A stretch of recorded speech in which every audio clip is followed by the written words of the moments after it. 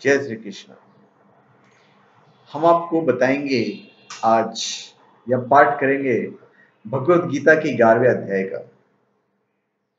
तो आपका हमारे चैनल ज्ञान द ट्रेजर पे स्वागत है। पहले हम शुरुआत करते हैं कि एंड में 10वें अध्याय के एंड में जो श्री कृष्ण ने कहा था, उन्होंने कहा था, हे अर्जुन, इस बहुत जानने से तेरा क्या प्रयोजन है? मैं इस संपूर्ण जगत को अपनी योग शक्ति के एक अंश मात्र से धारण करके स्थित हूं। तब अर्जुन कहते हैं, मुझ पर अनुग्रह करने के लिए आपने जो परम गोपनीय अध्यात्म विषयक वचन अर्थात उपदेश कहा है, उससे मेरा जो अज्ञान है वो नष्ट हो गया है और प्रलय विस्तार पूर्वक सुने हैं तथा आपकी अविनाशी महिमा भी सुनी है। हे परमेश्वर, आप अपने को जैसा कहते हैं यह ठीक ऐसा ही है, परंतु हे पुरुषोत्तम, आपके ज्ञान, ऐश्वर्य, बल, वीर्य और तेज से युक्त ऐश्वर्य स्वरूप को मैं प्रत्यक्ष देखना चाहता हूं। हे प्रभु, यदि मेरे द्वारा आपका वो रूप देखा जाना शक्य है ऐसा आप मानते हैं, तो हे योगेश्वर, उस अविनाशी स्वरूप का मुझे दर्शन करवाइए। 11वें अध्याय में कहते हैं श्री कृष्ण, तब श्री कृष्ण कहते हैं, भगवान कहते हैं, श्री भगवान, हे पार्थ, अब तू मेरे सैकड़ों हजारों नाना प्रकार के और नाना वर्ण तथा नाना आकृति वाले अलौकिक रूपों को देख। हे भरतवर्षीय अर्जुन, तो मुझ में आदित्यों को अर्थात अदिति के 12 पुत्रों को, 8 वसुओं को, 11 रुद्रों को, दोनों अश्विनी कुमारों को और 49 मरुदगणों को देख तथा और भी बहुत से पहले न देखे हुए आश्चर्यमय रूपों को देख। हे अर्जुन, अब इस मेरे शरीर में एक जगह स्थित चराचर सहित संपूर्ण जगत को देख तथा और भी जो कुछ देखना चाहता है सो देख, परंतु मुझको तू इन अपने प्राकृत नेत्रों द्वारा देखने में निसंदेह समर्थ नहीं है। इसी से मैं तुझे दिव्य अर्थात अलौकिक चक्षु देता हूं, इससे तू मेरी ईश्वरीय योग शक्ति को देख। और इधर संजय जो कमेंट्री दे रहे थे धृतराष्ट्र को, संजय कहते हैं, हे राजन, महायोगेश्वर और सब पापों के नाश करने वाले भगवान ने इस प्रकार कहकर उसके पश्चात अर्जुन को परम ऐश्वर्य युक्त दिव्य स्वरूप दिखलाया।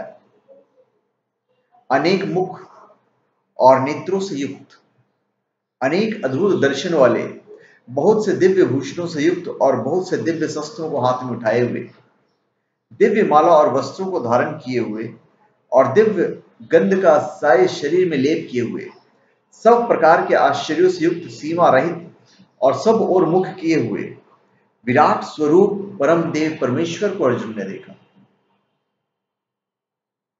आकाश में हजारों सूर्यों को एक साथ उदय होने से उत्पन्न जो प्रकाश हो, वो भी इस विश्व रूप परमात्मा के प्रकाश के सदृश कदाचित ही हो। पांडुपुत्र अर्जुन ने उस समय अनेक प्रकार से विभक्त अर्थात पृथक पृथक संपूर्ण जगत को देवों के देव श्री कृष्ण भगवान के उस शरीर में एक जगह स्थित देखा। उसके निरंतर वे आश्चर्य से चकित और पुलकित शरीर अर्जुन प्रकाशमय विश्वरूप परमात्मा को श्रद्धा भक्ति सहित सिर से प्रणाम करके हाथ जोड़कर बोलते हैं। अर्जुन कहते हैं, हे देव, मैं आपके शरीर में संपूर्ण देवों को तथा अनेक भूतों के समुदाय को, कमल के आसन पर विराजित ब्रह्म को, महादेव को और संपूर्ण ऋषियों तथा दिव्य सर्पों को देखता हूं। हे संपूर्ण विश्व के स्वामी, आपकी अनेक भुजा, पेट, मुख, नेत्रों से युक्त तथा सब ओर से अनंत रूपों वाला देखता हूं। हे विश्वरूप, मैं आपको न अनंत को देखता हूं, न मध्य को और न आदि को ही। आपको मैं मुकुट युक्त, गदा युक्त और चक्र युक्त तथा सब ओर से प्रकाशमान तेज के पुंज, प्रज्वलित अग्नि और सूर्य के सदृश ज्योति युक्त, कठिनता से देखे जाने योग्य और सब ओर से अप्रमेय स्वरूप देखता हूं। आप ही जानने योग्य परम अक्षर अर्थात परब्रह्म परमात्मा है। आप ही इस जगत के परम आश्रय हैं। आप ही अनादि धर्म के रक्षक हैं और आप ही अविनाशी सनातन पुरुष है, ऐसा मेरा मत है। आपको आदि, अंत और मध्य से रहित अनंत सामर्थ्य से युक्त, अनंत भुजा वाले, चंद्र सूर्य रूप नेत्रों वाले, प्रज्वलित अग्नि रूप मुख वाले और अपने तेज से इस जगत को संतप्त करते हुए देखता हूं। हे महात्म, यह स्वर्ग और पृथ्वी के बीच का संपूर्ण आकाश तथा सब दिशाएं एक आप से ही परिपूर्ण है, तथा आपके इस अलौकिक और भयंकर रूप को देखकर तीनों लोक अति व्यथा को प्राप्त हुए हैं। वही देवताओं के समूह आप में प्रवेश करते हैं और कुछ भयभीत होकर हाथ जोड़े आपके नाम और गुणों का उच्चारण करते हैं, तथा महर्षि और सिद्धों के समुदाय कल्याण हो ऐसा कहकर उत्तम उत्तम सूत्रों द्वारा आपकी स्तुति करते हैं। जो 11 रुद्र और 12 आदित्य और 8 वसु, साध्यगण, विश्वदेव, अश्विनी कुमार और मरुदगण और पितरों का समुदाय तथा गंधर्व, यक्ष, राक्षस और सिद्धों के समूह, वे सभी विस्मित होकर आपको देखते हैं। हे महाबाहु, आपके बहुत मुख और नेत्रों वाले, बहुत हाथ, जंघा और पैरों वाले, बहुत उदरों वाले और बहुत सी दाढ़ियों के कारण अत्यंत विकराल महान रूप को देखकर सब लोग व्याकुल हो रहे हैं, तथा मैं भी व्याकुल हो रहा हूं, क्योंकि हे विष्णु, आकाश को स्पर्श करने वाले दिदिप्यान, अनेक वर्णों से युक्त तथा फैलाए हुए मुख और प्रकाशमान विशाल नेत्रों से युक्त आपको देखकर भयभीत अंतःकरण वाला मैं धीरज और शांति नहीं पा रहा हूं। दाढ़ों के कारण विकराल और प्रलयकाल की अग्नि के समान प्रज्वलित आपके मुखों को देखकर मैं दिशाओं को नहीं जानता हूं और सुख भी नहीं पाता हूं। इसलिए हे देवेश, हे जगन्निवास, आप प्रसन्न हो। वे सभी धृतराष्ट्र के पुत्र राजाओं के समुदाय सहित आप में प्रवेश कर रहे हैं, और भीष्म पितामह, द्रोणाचार्य तथा वह कर्ण और हमारे पक्ष के प्रधान योद्धाओं के सहित सब के सब आपके दाढ़ों के कारण विकराल भयंकर मुख में बड़े वेग से दौड़ते हुए प्रवेश कर रहे हैं, और कई एक चूर्ण हुए सिरों सहित आपके दांतों के बीच में लगे हुए दिख रहे हैं। जैसे नदियों के बहुत से जल के प्रवाह स्वाभाविक समुद्र की सम्मुख दौड़ते हैं, अर्थात समुद्र में प्रवेश करते हैं, वैसे ही वे नर्क लोक के वीर भी आपके प्रज्वलित मुखों में प्रवेश कर रहे हैं। जैसे पतंग मोहवश नष्ट होने के लिए प्रज्वलित अग्नि में अति वेग से दौड़ते प्रवेश करते हैं, वैसे ही ये सब लोग भी अपने नाश के लिए आपके मुख में अति वेग से दौड़ते हुए प्रवेश कर रहे हैं। आप उन संपूर्ण लोगों को प्रज्वलित मुखों द्वारा ग्रास करते हुए सब ओर से बार बार चाट रहे हैं। हे विष्णु, आपका उग्र प्रकाश संपूर्ण जगत को तेज के द्वारा परिपूर्ण करके तपा रहा है। मुझे बतलाइए कि आप उग्र रूप वाले कौन हैं?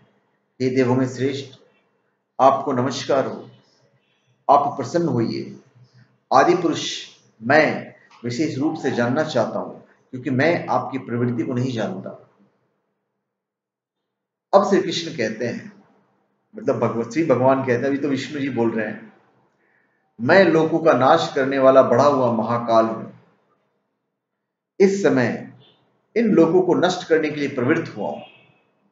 इसलिए जो प्रतिपक्षियों की सेना में स्थित योद्धा लोग हैं, वे सब तेरे बिना भी नहीं रहेंगे, अर्थात तेरे युद्ध न करने पर भी इन सब का नाश हो जाएगा। अतएव तू उठ, यश प्राप्त कर और शत्रुओं को जीतकर धन्य धान्य से संपन्न राज्य को भोग। ये सब शूरवीर पहले से ही मेरे द्वारा मारे हुए हैं। हे सव्यसाचिन, तू तो केवल निमित्त मात्र बन जा। द्रोणाचार्य, भीष्म पितामह तथा जयद्रथ और कर्ण तथा और भी बहुत से मेरे द्वारा मारे हुए शूरवीर योद्धाओं को तू मार।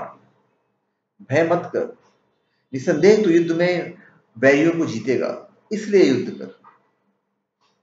अभी संजय इधर कमेंट्री दे रहे हैं धृतराष्ट्र को। संजय कहते हैं, केशव भगवान के इस वचन को सुनकर मुकुटधारी अर्जुन हाथ जोड़कर कांपता हुआ नमस्कार करके फिर भी अत्यंत भयभीत होकर प्रणाम करके भगवान श्री कृष्ण के प्रति गदगद वाणी से कहते हैं, हे अंतर्यामी, ये योग ही है कि आपके नाम, गुण और प्रभाव के कीर्तन से जगत अति हर्षित हो रहा है और अनुराग को भी प्राप्त हो रहा है, तथा भयभीत राक्षस लोग दिशाओं में भाग रहे हैं और सब सिद्धगणों के समुदाय नमस्कार कर रहे हैं। हे महात्मन, ब्रह्मा के भी आदि करता और सबसे बड़े आपके लिए वे कैसे नमस्कार न करें, क्योंकि हे अनंत, हे देवेश, हे जगनिवास, जो सत्य असत और उनसे परे अक्षर था सच्चिदानंद ब्रह्म है, वह तो आप ही हैं। आप आदि देव और सनातन पुरुष हैं। आप इस जगत के परम आश्रय और जानने वाले तथा जानने योग्य और परम धाम हैं। हे अनंत रूप, आपसे यह सब जगत व्याप्त अर्थात परिपूर्ण है। आप वायु, यमराज, अग्नि, वरुण, चंद्रमा, प्रजा के स्वामी ब्रह्मा और ब्रह्मा के पिता हैं। आपके लिए हजारों बार नमस्कार, नमस्कार हो। आपके लिए फिर भी बार बार नमस्कार, और अर्जुन ने बार बार नमस्कार करते हैं। हे अनंत सामर्थ्य वाले, आपके लिए आगे से और पीछे से भी चमत्कार है और नमस्कार है। हे स्वार्थम, आपके लिए सब ओर से नमस्कार हो, क्योंकि अनंत पराक्रम और समस्त संसार को व्याप्त किए हुए हैं, इससे आप ही स्वरूप सर्वरूप हैं। आपके इस प्रभाव को न जानते हुए आप मेरे सखा हैं ऐसा मानकर प्रेम से अथवा प्रमाद से भी मैंने हे कृष्ण, हे यादव, हे सखे, इस प्रकार जो कुछ बिना सोचे समझे हठात कहा है। और हे अच्युत, आप जो मेरे द्वारा विनोद के लिए विहार, सैया, आसन और भोजनादि में अकेले अथवा उन सखाओं के सामने भी अपमानित किए गए हैं, वो सब अपराध और प्रमेय स्वरूप अर्थात अचिंत्य प्रभाव के लिए मैं आपसे क्षमा मांगता हूं। आप इस चराचर जगत के पिता और सबसे बड़े गुरु एवं अति पूजनीय हैं।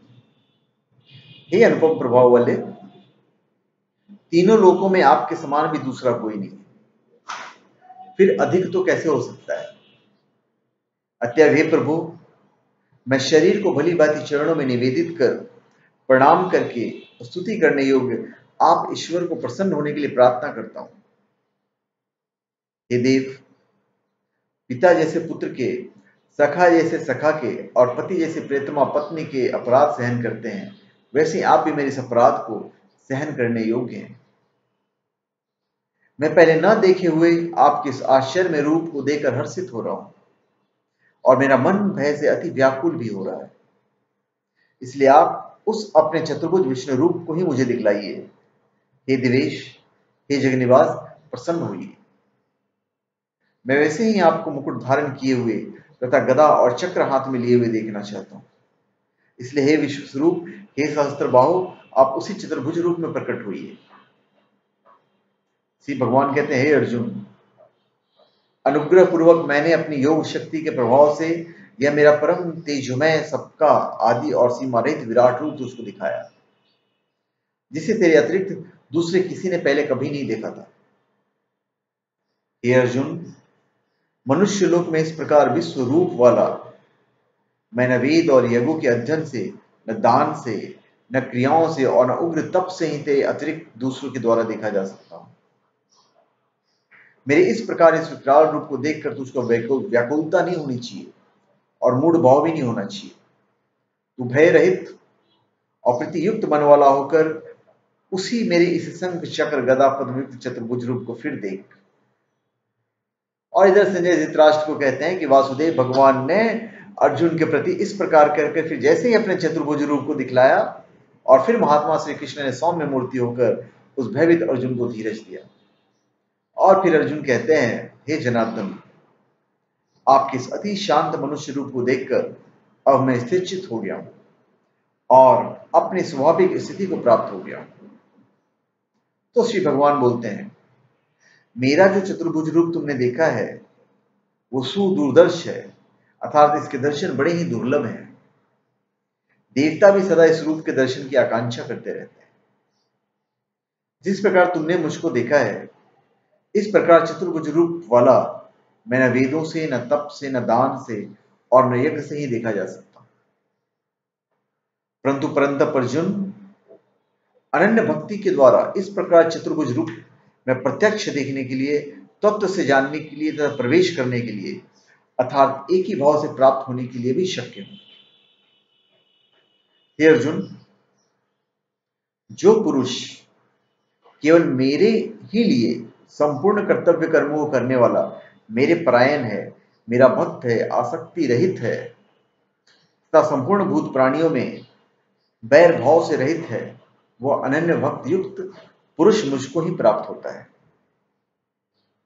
यहाँ पे श्री कृष्ण ने अपना विराट रूप दिखाने के बाद और बोलने के बाद 11वां अध्याय यहाँ पर हमारा खत्म होता है।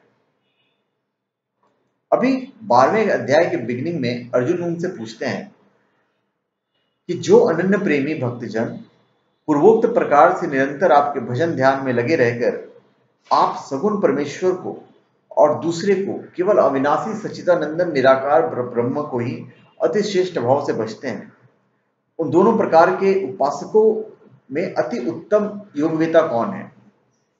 उसके बाद श्री कृष्ण इसका उल्लेख करते हैं 12वें अध्याय में। तो 11 अध्याय पर हमने समापन किया। जय श्री कृष्ण। और आपका हमारे चैनल पे स्वागत है। आप हमारे चैनल पे सब्सक्राइब करें और अपने कमेंट दीजिए। धन्यवाद।